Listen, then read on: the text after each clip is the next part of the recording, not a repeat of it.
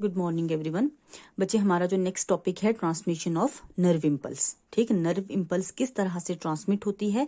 अगर हम बात करें मतलब जो न्यूरॉन है उसके अंदर किस तरह से ट्रांसमिट होगी और एक न्यूरॉन से दूसरे के अंदर किस तरह से ट्रांसमिट होगी। मतलब हमने बात करनी है across the neuron and along the neuron, neuron के अंदर और अक्रॉस द न्यूरॉन कैसे ट्रांसमिट होगी। पहले हम बात करते हैं अलोंग द न्यूरॉन। न्यूरॉन का स्ट्रक्चर तो मैंने आपको नर्वस टिश्यू में करवाया ही हुआ है। तो ये न्यूरॉन का एक टिपिकल न्यूरॉन टाइप का स्ट्रक्चर है। ठीक है, तो ये हमारे पास एक न्यूरॉन है। इस न्यूरॉन में देखो ये सेल बॉडी के बाहर डेंड्रॉइड हैं, ये एक्सोन है, एक्सोन एंडिंग है। इसके अंदर कैसे जो है जो इम्पल्स है वो कैसे ट्रांसमिट होता है in the form of electrical wave. अब बच्चे बात आती है कि इम्पल्स क्या होती है।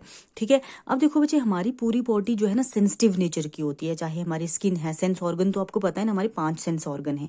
ये नर्व इम्पल्स की बात करें तो हम अल्टीमेटली किसकी बात कर रहे हैं, नर्व इम्पल्स या अपने सेंस ऑर्गन्स की। ठीक है, हमारी आंख कोई चीज देख रही है, ठीक है, देखना, उसको रिकॉग्नाइज करना, हमारी नाक कुछ सूंघ रहा है, हमारे कान कुछ सुन रहे हैं, हमारी स्किन पे कुछ सेंसिटिविटी हो रही है, टंग पे जो टेस्ट हो रहा है, ये सारी वर्किंग उस तरह उसकी हम कर रहे हैं। ठीक, मान लो हम मानते हैं ये एक न्यूरॉन, हम चाहे किसी भी सेंस ऑर्गन का आप कंसिडर करके चलो। इसमें क्या होगा, जब ये रेस्टिंग स्टेज पे है, मतलब हमारे सारे सेंस ऑर्गन बिल्कुल कोई काम नहीं कर रहे, हम कुछ सूंघ भी नहीं रहे, हम कुछ देख भी नहीं रहे, नॉर्मल रेस्टिंग कंडीशन है। रेस्टिंग कंडीशन में जो इनर साइड होती है मेम्ब्रेन वाली वो नेगेटिवली चार्ज होती है, आउटर साइड पॉजिटिवली चार्ज होती है। इस कंडीशन को हम पोलराइज्ड स्टेज भी बोलते हैं और रेस्टिंग मेम्ब्रेन पोटेंशियल या रेस्टिंग स्टेज भी बोला जाता है, जिसमें क्या होता है कोई भी सिग्नल पास नहीं हो रहा होता, कोई भी स्टिमुलस नहीं मिल रहा होता, हम बिल्कुल नॉर्मल कंडीशन में, कोई इसमें कंडीशन नहीं होती, मतलब बिल्कुल नॉर्मल। इनर साइड क्या है, नेगेटिवली चार्ज, आउटर साइड क्या होती है, पॉजिटिवली चार्ज। इस कंडीशन को पोलराइज्ड स्टेट बोला जाता है या resting membrane potential, resting state भी बोला जाता है। अब उसके बाद जब कोई सिग्नल पास होने शुरू होता है, मतलब कोई स्टिमुलस मिला, मान लो हमारी आंख ने कुछ देखा या किसी भी सेंस ऑर्गन में थोड़ा सा स्टिमुलस मिला है, तो डीपोलराइजेशन या डीपोलराइज्ड स्टेट हो जाएगी। मतलब क्या है, जो इनर साइड थी पहले नेगेटिव थी, अब इनर साइड पॉजिटिव होना शुरू हो गया है, आउटर साइड क्या होना शुरू हो गया, नेगेटिव होना शुरू हो गया है। ठीक, एक से तो डीपोलराइजेशन में क्या हो रहा है कि इनर साइड जो पहले नेगेटिव थी अब पॉजिटिव हो रही है। ठीक, और एक ही टाइम पे, जैसे ये न्यूरॉन है ना, ऐसा तो नहीं है कि एकदम सारा का सारा जो है उसमें चेंजेस आना शुरू हो जाएंगी। ये सेगमेंट्स में, मतलब आहिस्ता आहिस्ता होता है, ये फ्रैक्शन ऑफ सेकंड्स में बड़ा क्विक होता है। लेकिन पहले यहाँ सिग्नल पहुंचा, ये वाला डीपोलराइजेशन शो करेगा, फिर ये डीपोलराइजेशन शो करेगा, फिर ये डीपोलराइजेशन शो करेगा। इस तरह से देखो, ये मैंने आधा पॉजिटिव बताया, आधा नेगेटिव, फिर ये वाला हो गया रीपोलराइज, मतलब नेगेटिव चार्ज दोबारा डेवलप हो गए और ये दोबारा हो गया, ये डीपोलराइज हुआ है। ठीक, अब बच्चे ये आप नॉर्मल कंडीशन तो आप ऐसे समझ सकते हो कि रेस्टिंग मेम्ब्रेन पोटेंशियल जब रेस्ट है, कोई भी स्टिमुलस नहीं है, तो पोलराइज्ड स्टेट है, इनर नेगेटिव है, आउटर पॉजिटिव है। ठीक, स्टिमुलस मिलने पे क्या होगा, इनर पॉजिटिव हो जाएगी, आउटर नेगेटिव हो जाएगी, और जब स्टिमुलस पास हो गया है तो उसके बाद दोबारा इनर नेगेटिव, आउटर पॉजिटिव हो जाएगी। लेकिन ये नेगेटिव और पॉजिटिव चार्ज डेवलप होने के पीछे रीजन क्या होता है, सबसे एक मेन रीजन होता है सोडियम पोटाशियम पंप। ठीक, सोडियम पोटाशियम पंप का मतलब क्या है, जैसे ये हमारे पास न्यूरॉन है ना, यहाँ पे सोडियम पोटाशियम पंप लगा हुआ है। ड्यूरिंग पोलराइज्ड स्टेट या ड्यूरिंग रेस्टिंग स्टेट जो है, सोडियम अंदर से बाहर मूव करके जा रहे हैं, पोटाशियम बाहर से अंदर मूव होके आ रहे हैं। ठीक, सोडियम बाहर, पोटाशियम अंदर। ठीक, डीपोलराइजेशन में इसका उल्टा हो जाएगा, जो सोडियम बाहर जा रहे थे अब वो सोडियम अंदर आ रहे हैं और पोटाशियम बाहर जा रहा है। रीपोलराइजेशन में फिर से सोडियम बाहर जाना शुरू हो जाएगा और पोटाशियम अंदर। ठीक, अब ये तो मैंने बता दिया, लेकिन यहाँ जो कंफ्यूजन बच्चों को डेवलप होती है वो किस वजह से होती है।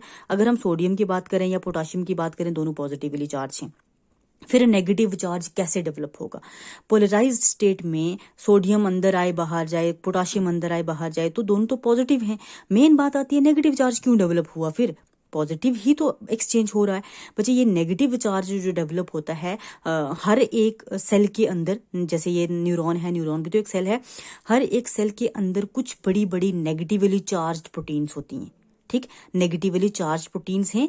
रेस्टिंग मेम्ब्रेन पोटेंशियल में क्या है, सोडियम पोटाशियम की मूवमेंट हो रही है और नेगेटिवली चार्ज प्रोटीन्स जो हैं वो अंदर ज़्यादा होती हैं, जिसकी वजह से नेगेटिव चार्ज डेवलप हो जाता है। अगर आपको कोई पूछे कि नेगेटिव चार्ज क्यों डेवलप होता है, सोडियम पोटाशियम पंप जो है इनिशिएट करते हैं, लेकिन एक्चुअल में जो नेगेटिवली चार्ज प्रोटीन्स होती हैं उनकी वजह से इनर साइड जो है वो नेगेटिव रहती है।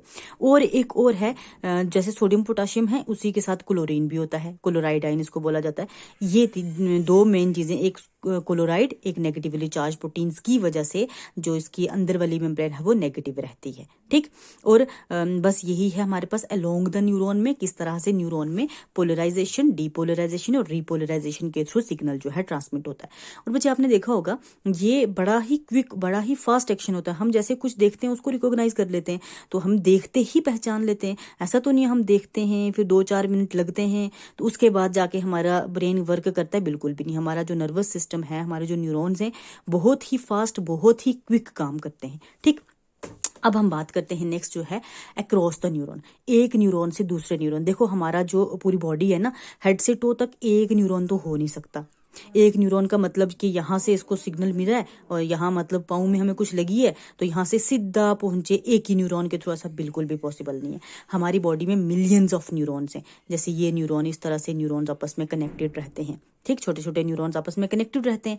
अब जो सिग्नल है, जैसे मैंने बोला फुट में कुछ हमें प्रॉब्लम हुई है या जो भी सेंस ऑर्गन आप कंसिडर करके चलो, तो उन पूरी बॉडी में किस तरह से सिग्नल ट्रांसमिट होता है across the neuron, from one neuron to another neuron. ठीक, अब जो न्यूरॉन है, जैसे मैंने यहाँ आपको समझ नहीं आएगा, ये 2 न्यूरॉन बनाए हुए हैं।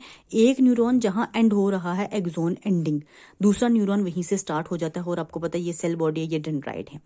इन दोनों की कनेक्शन बिल्कुल सॉलिड तरीके से, ऐसे सॉलिड तरीके से जुड़े हुए नहीं होते, बल्कि इनके बीच में ये एक स्पेस, खाली जगह होती है। ठीक, इस खाली जगह को हम क्या बोलते हैं? सिनैप्स बोलते हैं। इस खाली जगह को क्या बोलेंगे? सिनैप्स बोलेंगे। सिनैप्स क्या है? 2 न्यूरॉन के बीच वाला हिस्सा। एक न्यूरॉन का एक्सोन होगा, दूसरे न्यूरॉन का डेंड्राइट वाला पोर्शन होगा, और इनके बीच वाली जगह को हम बोलेंगे सिनैप्स। ठीक, अब जो ये सिनैप्स है न्यूरॉन के अंदर, तो इलेक्ट्रिकल फॉर्म में जो ट्रांसमिट हो रहा है सिग्नल, एक न्यूरॉन से यहाँ से जब सिग्नल यहाँ ट्रांसमिट होने लगा तो यहाँ पे कुछ एक कौन सी न्यूरो ट्रांसमिटर वेजिकल प्रेजेंट होती हैं। ये वेजिकल्स केमिकल्स क्रिएट करती हैं, उस केमिकल को हम न्यूरो ट्रांसमीटर बोलते हैं। और ये न्यूरो ट्रांसमीटर इसका सिग्नल उठाते हैं, दूसरे न्यूरॉन पे आके छोड़ देते हैं। ठीक, तो एक न्यूरॉन से दूसरे न्यूरॉन में जो सिग्नल ट्रांसमिट होता है वो with the help of chemical transmit होता है। एक न्यूरॉन से रिलीज हुआ सिग्नल, न्यूरोट्रांसमीटर एक्टिवेट हो गए और न्यूरोट्रांसमीटर ने दूसरे न्यूरॉन को आके क्या कर दिया? स्टिमुलेट कर दिया, स्टिमुलस प्रोवाइड कर दिया। ठीक, एक मैंने न्यूरोट्रांसमीटर की एग्जांपल बताई है एसिटाइल कोलाइन। एसिटाइल कोलाइन, इस तरह से कई सारे और न्यूरोट्रांसमीटर होते हैं। ठीक, तो अक्रॉस द न्यूरॉन किस तरह से ट्रांसमिट हो रहा है? Through neurotransmitter. न्यूरोट्रांसमीटर या जिनको हम क्या बोलते हैं, जिनको हम बोलते हैं केमिकल्स बोलते हैं। ठीक है, तो इस तरह से हमारी बॉडी में न्यूरोट्रांसमीटर्स भी टाइम टू टाइम रिलीज होते रहते हैं और हमारी बॉडी की फंक्शनिंग, हमारी बॉडी की सेंसिटिविटी जो है वो मेंटेन रहती है।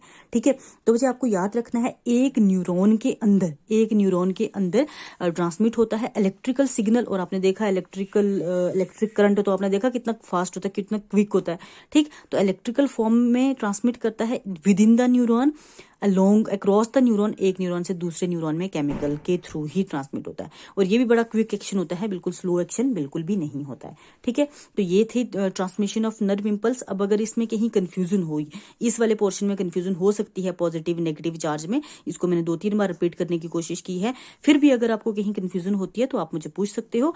अच्छा हाँ, न्यूरो ट्रांसमीटर जैसे मैंने एक बताया है एसिटाइल कोलाइन, आप और न्यूरो ट्रांसमीटर सर्च कर सकते हो कि और कौन कौन से न्यूरो ट्रांसमीटर्स होते हैं। ठीक है, तो इससे ज्यादा एक्सप्लेनेशन हाँ नीट पॉइंट ऑफ व्यू से आप देख सकते हो, न्यूरोट्रांसमीटर्स के अदर नेम देख सकते हो, समझने के लिए इतना सफिशिएंट है, लेकिन न्यूरोट्रांसमीटर्स देख लेना। ठीक है, तो आज हम यहीं तक रखते हैं, कहीं पे भी कंफ्यूजन होगी तो आप मुझे पूछ लेना। Thank you so much.